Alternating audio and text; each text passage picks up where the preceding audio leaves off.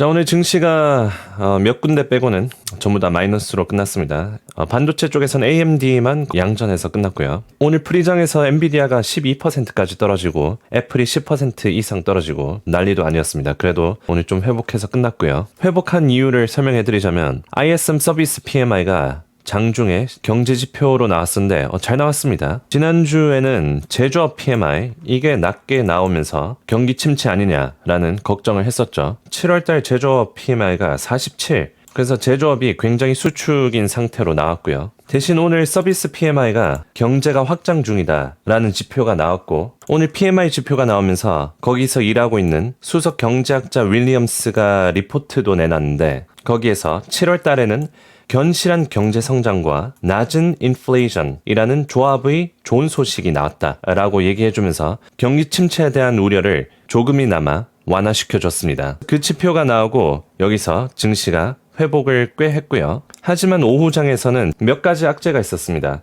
구글이 검색 관련해서 미국 법무부 소송에서 패소를 했고요. 그리고 전쟁 뉴스도 자주 나왔습니다. 미군이 주둔하고 있는 이라크 기지에 로켓이 발사됐다면서 지정학적 이슈를 계속 언급이 되었고요. 이렇게 구글이 독점을 했다고 판결이 났다고 합니다. 구글은 휴대폰에서 검색 엔진을 기본으로 설정하기 위해 수십억 달러를 지불했다. 그래서 이 사건은 20년 만에 처음으로 이 미국의 기술 회사랑 맞붙여서 이긴 사례입니다. 그래서 이 뉴스가 나오고 구글이 2.6%에서 5%까지 떨어졌는데 무슨 3%나 떨어졌습니다. 그런데 여기서 애플도 마이너스 4%에서 7%까지 떨어졌어요. 그 이유는 애플도 지금 시장 독점 혐의로 고소되어 있는 상태거든요.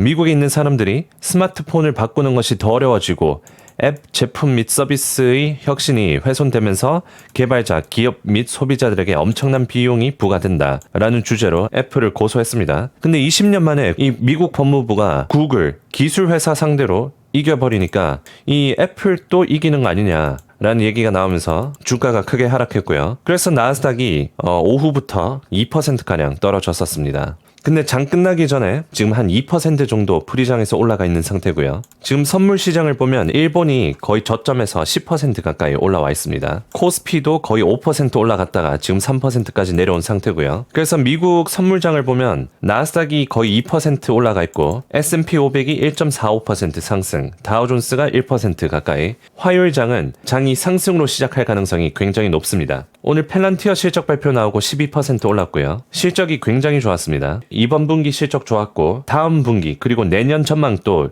예상치를 상회시켰습니다. 펠란티어는 AI 회사이기도 하고 방산 회사이기도 하죠. 거기다가 테크 회사입니다. 그래서 굉장히 좋은 그 테마들이 많이 들어가 있어요. 방산주 중에서 가장 잘 나가는 로키드 마틴, 지금 이스라엘 전쟁 얘기가 나오면서 방산주 쪽으로 계속 테마가 좋습니다. 보시다시피 신고가를 계속 유지하고 있죠. 펠란티어도 마찬가지입니다. AI 그리고 방산 굉장히 좋은 테마 유지되고 있습니다. 니케이가 월요일에 12% 이상 하락 후 개장 직후 급등했는데 거의 11% 상승해서 하락폭을 전부 다 말아 올렸습니다.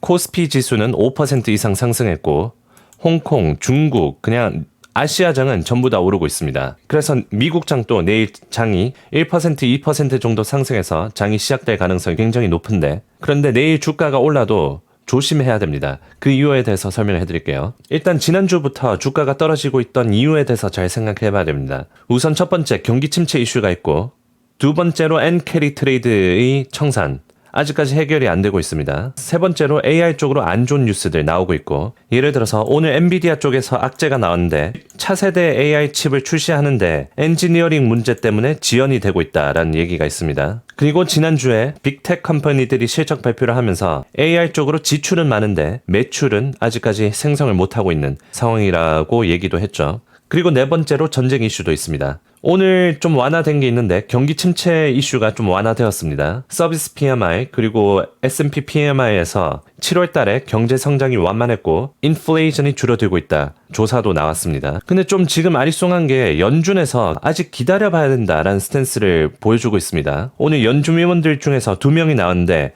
이 비둘기파인 굴스비 그리고 약간 중립파인 메리 델리가 나왔습니다. 이 굴스비는 그래도 상황이 악화가 되면 연준이 나서서 고칠 것이다. 즉 경제 상황이 안 좋아지면 연준이 금리 인하를 할 수 있다라는 거죠. 긴급 회의를 통해서라도. 그런데 아직까지 오버 리액트 하면 안 된다. 이 한 달의 데이터 가지고 너무 오버하지 마라 라고 얘기를 했고요. 그러니까 지난주에 나왔던 고용시장이 안 좋아졌던 거에 대해서 너무 오버하지 말라는 거죠. 그리고 메리델리도 이 고용시장 쪽에 좀 능통한 사람인데 지난주에 고용지표가 굉장히 안 좋게 나왔었죠. 실업률도 4.3%까지 나오고 고용시장이 굉장히 안 좋게 나왔습니다. 그런데 그 원인이 뭐냐면 광범위한 토네이도, 허리케인 때문에 일할 사람들이 단기적으로 확 줄었다라는 거죠. 그리고 외국인들이 이민자들이 많이 들어와서 일할 사람은 많은데 아직까지 적응을 못하고 있어서 일자리를 못 구하고 있다라는 겁니다. 여튼 그 두 가지 예를 들면서 이 고용시장 지표는 아직까지 기다려봐야 된다. 다음 달에 나오는 것도 지켜봐야 된다라고 얘기를 해서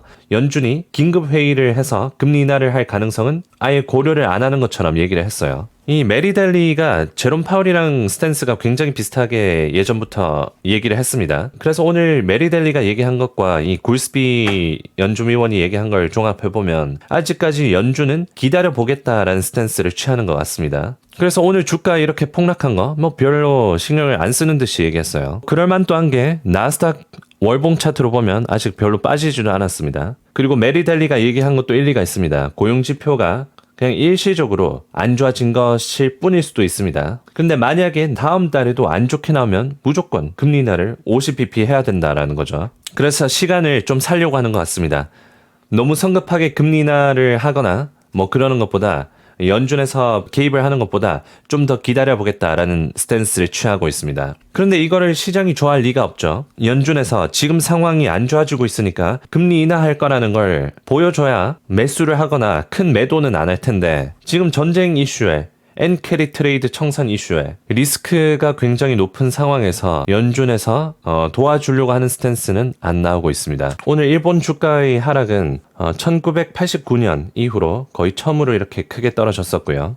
공포지수라고 불리는 이 빅스 지수가 65까지 올라왔습니다. 코로나 때만큼 많이 올라와 있는 상태였고요. 물론 장마감은 38.6에서 했습니다. 통상적으로 빅스가 40 위로 올라가면 불안정한 상태입니다. 그래서 아주 불안정한 상태에서는 좀 떨어졌지만 여전히 변동폭이 커서 증시가 좀 위험한 상태라는 걸 나타내주고 있고요. 오늘 공포 탐욕 지수가 거의 한 자릿수까지 갈 뻔했습니다. 오늘 장마감은 19로 극한의 공포에서 장마감을 했고요. S&P가 떨어져서 125일선 밑으로 떨어졌고 풋콜 옵션 비중이 점점 늘고 있습니다. 그래서 하방으로 베팅하는 포지션이 점점 늘고 있다라는 거죠. 이게 많이 올라가면 이제 하방 옵션들이 청산이 되면서 주가가 또 크게 오를 수 있는데 지금 상황에서는 저점을 찍고 올라가는 중이라서 주가가 올라도 자꾸 떨어지고 계속 상승해 있는 상태를 유지하기 어렵다라는 거를 또 나타냅니다. 그래서 이런 점들을 다 조합해 봤을 때 오늘 영상을 요약하자면 나스닥 S&P 다우존스 선물장에서 2%, 1%씩 오르고 있습니다. 그래서 화요일장이 상승으로 시작할 가능성이 높습니다. 그런데 이 상승을 조심해야 되는 이유가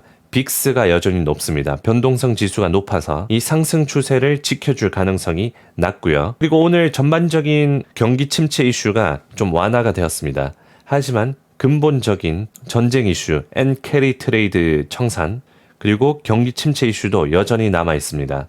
그리고 통상적으로 주가가 크게 빠지면 또 크게 반등을 합니다. 왜냐하면 지금 일어나지도 않은 리스크들을 다 반영해서 떨어졌는데 아직까지 악재가 일어나지 않았거든요. 그래서 다시 상승했다가 또 너무 크게 상승하면 악재들이 일어날 거를 또 반영해서 떨어지고 변동성이 높은 상태를 유지합니다. 그래서 빅스가 40 정도에 와 있으니까 좀 조심해야 되는 상황이고요. 내일 실적 발표 중에서 SMCI가 있습니다. 반도체 쪽 회사인데 이 회사가 실적 발표를 어떻게 하는지에 따라서 내일 반도체 섹터들이 어느 정도 또 반등을 해주거나 아니면 여전히 어려운 상태를 유지하는지 볼 수 있을 것 같습니다. 그럼 오늘 영상은 여기서 마치고요. 도움이 되셨다면 좋아요와 구독 한 번씩 눌러주시고 매일 라이브 방송하면서 속보와 질문들에 대한 답을 해드리고 있으니까 다음 영상과 라이브 방송에서 또 뵙겠습니다.